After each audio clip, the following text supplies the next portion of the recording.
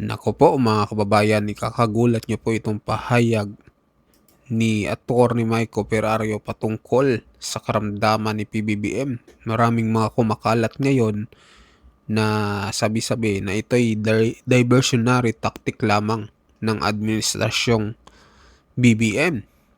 Pero marami rin nagsasabi na baka itong sakit ni BBM na diverticulitis ay mas malala pa mga kababayan. Baka hindi lang daw itong karamdaman ni PBBM at mayroon pang mas matindi dito.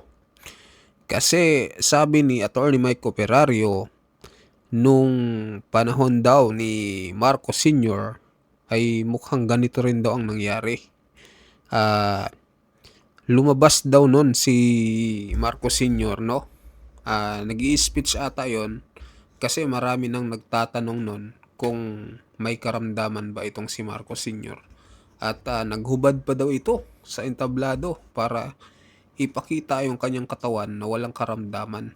Ngunit lumabas din kamakailan di umano na mayroon talagang malubhang karamdaman si Marcos Sr. at nagdadialysis daw ito. So baka matulad daw itong si BBM sa tatay niya, sabi ni Attorney Mike Operario.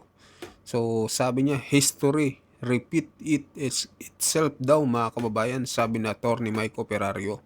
So pakinggan po natin itong pahayag ni Attorney Mike Operario patungkol sa karamdaman ni BBM. Diversionary tactic lang ba talaga ito? O talagang may karamdaman o mas malubha pa sa diverticulitis? So panoorin natin, ito na po. Kamakailan lamang inamin ng Malacanang na dinala sa ospital si BBM dahil daw sa hindi mainam na pakiramdam. Later on, lumabas si BBM at inamin niya na siya ay merong sakit na diverticulitis. Anong implikasyon ng karamdaman ito ng Pangulo sa pangkalahatang larawan ng politika sa Pilipinas? Ito po muli si Attorney Mike Operario at pag-usapan natin yan sa araw na ito. Sabi ni Attorney Guanzon, overdose daw ito. Sabi ng Malacanang, diverticulitis. Sabi ni Claire Castro, walang dapat ikabahala. At the President is back doing his job. Ano nga ba ang totoo? Well, anuman ang tunay na karamdaman ng Pangulo, ang mahalaga nito ay ang kanilang pag-amin na siya ay na-ospital. Ang kanyang sinasabi, kung totoo ito na ang sakit niya ay diverticulitis, hindi po ito normal na karamdaman na parang sinasabi ni Claire Castro na dahil sobrang sipag ng presidente, ay nagkaroon siya nito. Ang stress po ay hindi nagiging sanhi ng diverticulitis. Ito ay isang sakit na kung saan nagkakaroon ng pamamaga o nagkakaroon ng mga bukol ang iyong bituka at nagiging mahirap sa iyo ang pagdumi. Ito po yung discomfort na sinasabi ni Claire Castro. Hindi po ito parang sipon o ubo na parang na-acquire mo lang kahapon at after 3 days ay wala na. This is a disease that is cumulative in its effect. Pangmatagalan po ito at ang tangi lamang pong nagiging solusyon dito ay isang operasyon. Marami pong mga factors kung bakit ito ay nagkakaroon ng isang tao. Hindi po kasama dyan ang stress. But generally, lahat naman po ng klase ng disease na meron tayo ay pwede mong i-relate sa stress over time. But hindi po stress ang direct result, ang direct na dahilan po nito. Ang diverticulitis po ay nakukuha dahil sa iyong genetics or di kaya ay sa iyong lifestyle, sa diet, sa mga drugs na iniinom mo or ini-intake mo. Kaya po kadalasan ng mga nagkakaroon ng sakit nito ay marami sa kanila ay mga atleta. Isa sa pinakasikat na atleta na nagkaroon nito ay si Brock Lesnar ng WWE at later on sumali sa UFC. Naging UFC champion po si Brock Lesnar, kaya lang napilitan siya na magretiro ng mas maaga sapagkat yung kanyang diverticulitis ay dumating doon sa punto that it has threatened his life. Yes, this is a life-threatening disease kung hindi po maaagapan. At si Brock Lesnar po, matapos siya magretiro, inoperahan siya, pinutol ang ilang bahagi ng kanyang bituka at pagkatapos, after a few years, ay bumalik din naman siya. At At pagkatapos nagretiro uli dahil nga bumalik yung kondisyon niya doon sa kanyang diverticulitis. So itong sinasabi ni Claire Castro at saka ni BBM na parang okay lang siya, hindi na siya mamamatay. Well, kulang ang kanilang detalye. Because this disease na meron siya is not an ordinary disease. This is a life-threatening disease if not properly treated. Ano nga ba ang tamang kondisyon niya? Nagsasabi ba sila ng totoo sa taong bayan kung ano ang meron siya? Ang importante dito ay yung implikasyon nitong pag-amin nila na meron siyang sakit, which could be life-threatening. Well, ang effect po nito ay lalong hihina ang liderato ni BBM sa maraming kadahilanan. Una, dahil sa huling mga survey, kitang-kita na patuloy ang pagsadsad ng popularidad ng Pangulo. Ang kanyang approval rating, trust rating, at overall performance rating ay lahat ay bagsak. It's in the negative. Ibig sabihin, mas maraming mga Pilipino ang ayaw na sa kanya. The popular base of the president is already gone. Maraming Pilipino, kitang-kita nyo naman, even his public appearances. Halos ayaw siyang lapitan o hawakan ng mga taong nasa kanyang paligid. Dahil dito, yung kanyang political stock ay na dapat nagmumula lamang doon sa mga taong naniniwala sa kanya ay wala na. Is virtually gone and watered away. Ngayon, kung ako yung kandidato na i-endorso ni BBM, matatakot ako.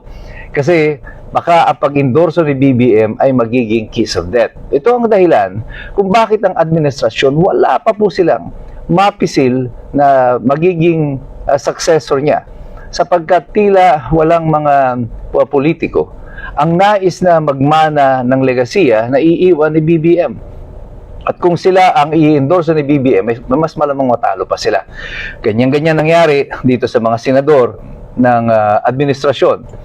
Dahil sa mga endorsement ni BBM, ay lalo pang nagkatalo. At yung iba nga noon, nasa gitna ng kampanya, parang gusto na nga daw na huwag nang palabasin si BBM sa kanilang mga kampanya. At tama naman po sila. Ikalawa na dahilan ng kanyang paghina ay itong kanyang physical na kondisyon. Kung ang kanyang mga kapanalig ngayon ay naniniwala na si BBM ay may malubhang karamdaman, which is life-threatening, they know that their position is also threatened.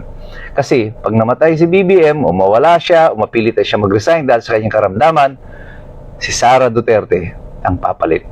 At ngayon, tinitimbang na nitong mga politiko kasi kung si Sara Duterte ay uupo at mawala si BBM within 2026, ay hindi pa nila na-i-impeach si Sara Duterte, they will all be in trouble. So right now, everyone is posturing kung paano sila tatalon sa partido nila Sara Duterte.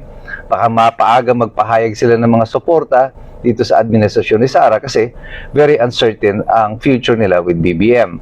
Wala po itong pinag-iba in the animal kingdom, kagaya po sa mga leon, even sa mga chimpanzees o sa gorilla, mga gorilla. Kapag ang alpha male, sa mga leon, yung the king, the lion king, the leader of the pride, ay nagpakita na ng kanyang kahinaan, other lions begin to challenge yung leon na yun, and eventually they are ousted. So the alliances in the pride or in the group also changes yung dynamics na yan. At wala pong pinag-iba yan sa politika natin sa Pilipinas. Ang alliances po ngayon, with this uncertainty in the administration, it is now changing. It is moving. It is shifting.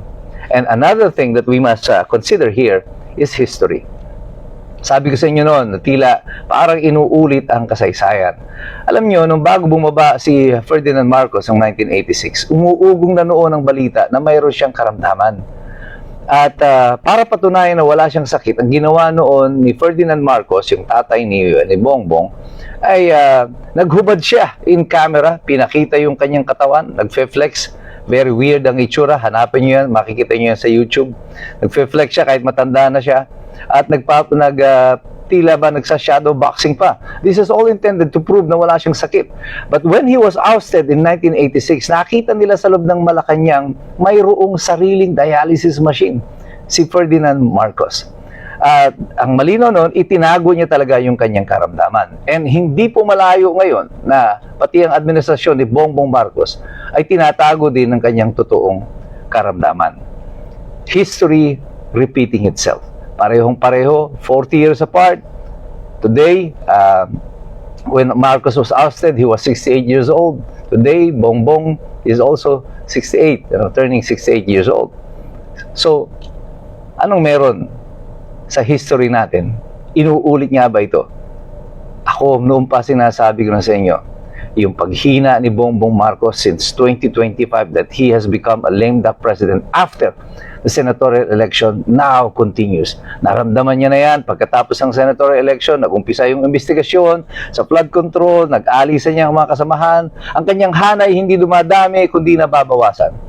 And things are not going well for this administration. Kanya po tayong lahat, patuloy tayong nagmamatsyag, patuloy tayong nagbabasa, patuloy tayong nag-aaral. Hindi na tayo maloloko ng administrasyon na ito. Nagbabantay tayo, nag-aaral sapagkat alam natin, mahirap makialam ang taong walang alam. God bless you. God bless us all. Mabuhay ang Republika ng Pilipinas. Kamakailan lamang Ayun mga kababayan, ano pong masasabi nyo dito sa pahayag ni Atty. Mike Operario, no? History repeated itself daw mga kababayan. Mukhang mauulit daw ang kasaysayan mga kababayan dahil dito sa nangyayaring corruption sa Pilipinas. So, mukhang mauulit nga mga kababayan. Sa palagay nyo, mag-comment po kayo, mag-like at mag-subscribe sa ating video, at sa mga bagong pasok dyan, subscribe din po ng ating channel. Maraming salamat po sa inyong lahat mga kababayan.